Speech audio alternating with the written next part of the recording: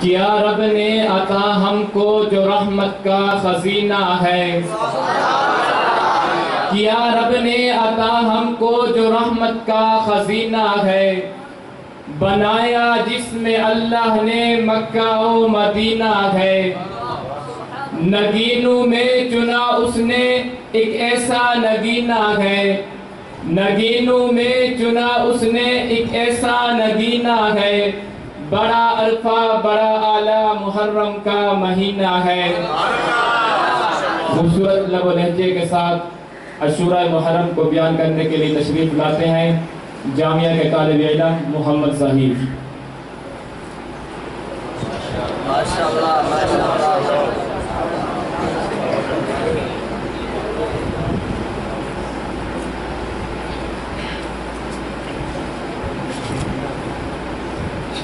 نحمده ونصلي على رسوله الكريم أما بعد فأعوذ بالله من الشيطان الرجيم بسم الله الرحمن الرحيم منها أربعة حرم صدق الله العظيم۔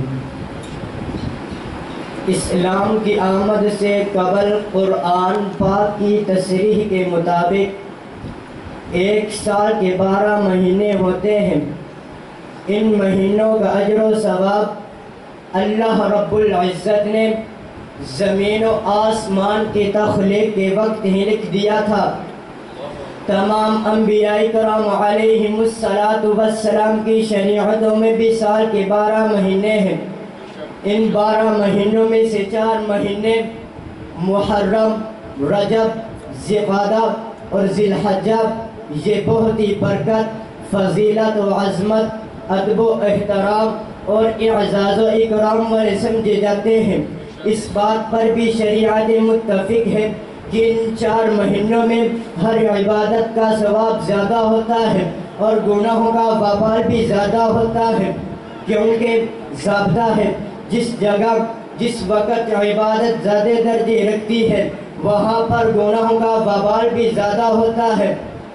پہلے انبیاء کرام علیہ السلام کی شریعتوں میں ان مہینوں کے تقدس پیش نظر ان میں جہاد و قتال منع تھا، اگرچہ ہماری شریعت میں ان مہینوں کے دوران جہاد و قتال جائز ہے۔ ان بابرکت مہینوں کی خاصی یہ ہے کہ اگر ان مہینوں میں کوئی شخص عبادت کرتا ہے تو اس کے باقی مہینوں میں بھی عبادت کی توفیق ہوتی ہے۔ اسی طرح جو شخص کوشش کر کے اپنے آپ کو گناہوں سے بچا لے تو اس کو باقی مہینوں میں گناہوں سے بچنا آسان ہو جاتا ہے۔ اس لیے ان مہینوں میں فائدہ نہ اٹھانا ایک بہت بڑا نقصان ہے۔ ان 4 مقدس مہینوں میں سے ایک مقدس مہینہ محرم الحرام ہے۔ اسلامی سال کا پہلا مہینہ محرم الحرام ہے۔ محرم کا معنی ہی محترم، معظم اور مقدس ہے۔ عام طور پر یہ خیال کیا جاتا ہے اس مہینے کی فضیلت حضرت حسین رضی اللہ تعالیٰ عنہ کی شہادت کی وجہ سے ہے، حالانکہ یہ بات غلط ہے، کیونکہ اس مہینے کی فضیلت اسلام سے بھی پہلے کی ہے۔ جب حضرت آدم علیہ السلام کو پیدا کیا گیا تو مہینہ محرم الحرام کا تھا۔ جب حضرت آدم علیہ السلام کا خمیر تیار کیا گیا تو مہینہ محرم الحرام کا تھا۔ جب فرشتوں نے حضرت آدم علیہ السلام کو سجدہ کیا تو مہینہ محرم الحرام کا تھا۔ آدم علیہ السلام کے سر پر خلافت کا تاج رکھا گیا تو مہینہ محرم الحرام کا تھا۔ جب حضرت آدم علیہ السلام کی توبہ قبول ہوئی تو مہینہ محرم الحرام کا تھا۔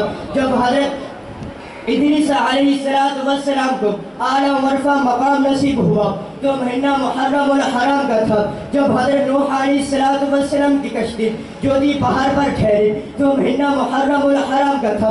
جب حضرت عیسیٰ علیہ السلام کو آسمانوں پر اٹھایا گیا تو مہینہ محرم الحرام کا تھا۔ جب حضرت موسیٰ علیہ السلام کو فرعون سے نجات ملی تو مہینہ محرم الحرام کا تھا۔ جب فرعون غرق ہوا تو مہینہ محرم الحرام کا تھا۔ جب حضرت داؤد علیہ السلام کی توبہ قبول ہوئی تو مہینہ محرم الحرام کا تھا۔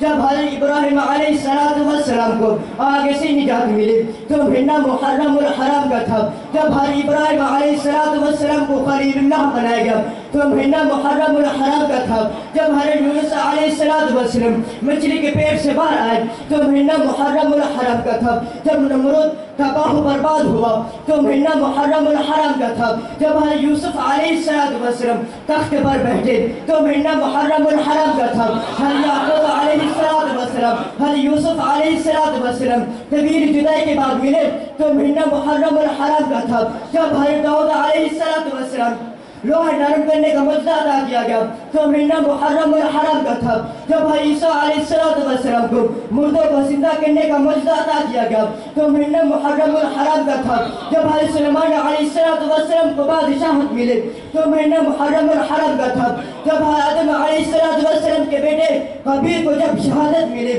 تو مہینہ محرم الحرام کا تھا جب حضرت آدم علیہ السلام جنت میں گئے، تو مہینہ محرم الحرام کا تھا۔